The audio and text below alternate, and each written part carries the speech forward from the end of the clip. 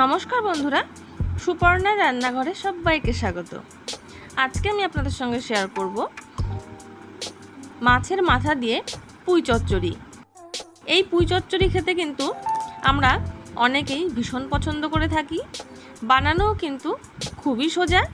চলুন তাহলে দেখে নেওয়া যাক আমার আজকের এই পুঁই চচ্চড়ির রেসিপিটি। প্রথমেই সবজিগুলো দেখে নিচ্ছি। এখানে আমি ছোট সাইজের 4টে আলু এরকম লম্বা লম্বি করে কেটে নিয়েছি, আর পুঁই ডাঁটাগুলো কেটে ছাড়িয়ে রেখেছি। আর লাগছে মিষ্টি কুমড়ো, পটল আর বেগুন। আমি সব সবজিগুলোকেই একটু লম্বা লম্বি করে কেটে নিয়েছি। আর লাগছে পুঁইয়ের শাক।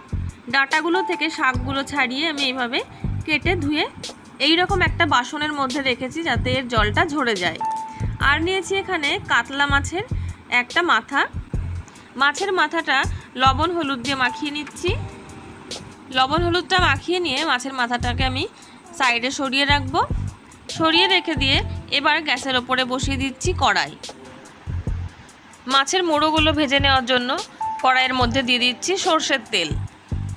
কড়াইটা একটু গরম করে তবেই দেব, তাহলে মাছের মুড়োগুলো কিন্তু ভাজার সময় তলায় আটকে যাবে না। আর তেল থেকে যখন এইরকম ধোয়া বেরো হবে তখনই দিয়ে দেব মাছের মুড়োগুলো। মাছের মুড়োগুলো দেওয়া হলে একটু কড়া করে ভালো করে উল্টে পাল্টে ভেজে নেব। মাছের মুড়োগুলো ভাজা হয়ে গেছে, এবার আমি তুলে নিচ্ছি। এবার এই যে তেলটা রয়ে গেছে এই তেলের মধ্যে দিয়ে দেব কিছু ফোড়ন। ফোড়নগুলো ভালো করে ভেজে নিয়ে তার মধ্যে দিয়ে দেব টুকরো করে কেটে রাখা আলুগুলো। আলুগুলো সেদ্ধ হতে কিন্তু সময়টা বেশি লাগে, তার জন্য আমি আলুগুলো প্রথমেই দিলাম। আর যে নরম সবজিগুলো রয়েছে পটল বা বেগুন, সেগুলো কিন্তু খুব তাড়াতাড়ি সেদ্ধ হয়ে যায়, তার জন্য আমি ওই সবজিগুলো পরে দেব। আলুগুলো এরকম ভাজা হয়ে এলে তার মধ্যে দিয়ে দিচ্ছি 2টো বড় সাইজের কুচিয়ে রাখা পেঁয়াজ। পেঁয়াজ দিয়ে আলুর সঙ্গে আবার একটু ভালো করে ভেজে নিয়ে দিয়ে দেব এর মধ্যে প্রয়োজন মতন চেরা কাঁচা লঙ্কা। আমি কিন্তু লঙ্কা এখানে একটু বেশি দিয়েছি, কারণ আমার এই বাজার থেকে আনা লঙ্কাগুলো ঝাল কিন্তু খুবই কম, তার জন্য লঙ্কা বেশি দিচ্ছি, আপনারা একটু বুঝে দেবেন। এবার এর মধ্যে দিয়ে দেব আদা রসুন বাটা 1 চামচ। এবার আদা রসুনটা দিয়ে আলুর সঙ্গে ভালো করে কষিয়ে নেব। এবার দিয়ে দিচ্ছি স্বাদ মতন লবণ আর পরিমাণ মতন হলুদ। এবার মশলাটা ভালো করে কষিয়ে নেব যতক্ষণ না মশলা থেকে তেল ছাড়ছে। যখন এই রকম তেল ছেড়ে দেবে মশলা থেকে, এবার এর মধ্যে দিয়ে দিচ্ছি পুঁইয়ের ডাঁটাগুলো। ডাঁটাগুলোও কিন্তু সেদ্ধ হতে বেশ সময় লাগে, তার জন্য ডাঁটাগুলো আমি প্রথম দিকেই দিয়ে দিলাম। ডাঁটা দিয়ে কিছুক্ষণ নাড়াচাড়া করার পরে এবার এর মধ্যে দিয়ে দেব মিষ্টি কুমড়ো। মিষ্টি কুমড়ো দিয়ে মশলার সঙ্গে আবারও ভালো করে মিশিয়ে নিচ্ছি। মিষ্টি কুমড়োটা একটু মজে এলে এবার এর মধ্যে দিয়ে দিচ্ছি বেগুন আর পটল। বেগুন পটল দিয়ে ভালো করে মশলার সঙ্গে আবারও কষিয়ে নিচ্ছি। এবার এর মধ্যে দিয়ে দেব 1 চামচ পরিমাণে জিরে গুঁড়ো। জিরে গুঁড়ো দিয়ে সব সবজিগুলো এবার ভালো করে কিন্তু কষিয়ে নিতে হবে। যখন সব সবজিগুলো প্রায় অর্ধেক সেদ্ধ হয়ে আসবে তখন এর মধ্যে দেব কেটে রাখা শাকগুলো।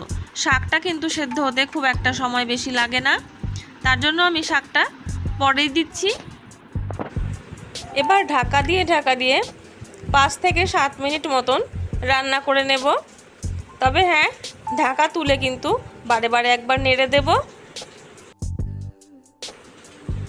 প্রায় 6-7 মিনিট পরে দেখুন শাক থেকে কিন্তু অনেকটাই জল বেরিয়েছে।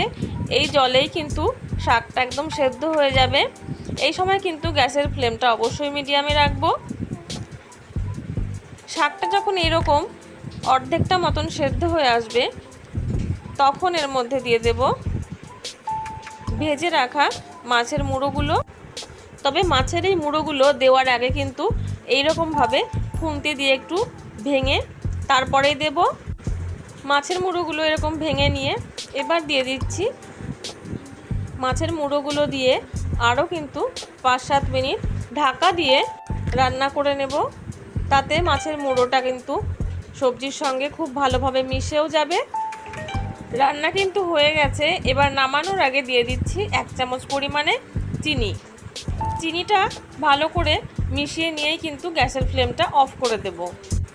তৈরি হয়ে গেছে আমার আজকের রেসিপি, মাছের মাথা দিয়ে পুঁই ছ্যাঁচড়া। এই রেসিপিটি আপনাদের কেমন লাগলো তা কিন্তু আমাকে কমেন্টে অবশ্যই জানাবেন। ভালো লাগলে ভিডিওটিকে লাইক করে পাশে থাকার অনুরোধ রইল। চলে আসবো অন্য কোনো নতুন রেসিপি নিয়ে আপনাদের সামনে। ততক্ষণের জন্য নমস্কার। সবাই ভালো থাকবেন, সুস্থ থাকবেন।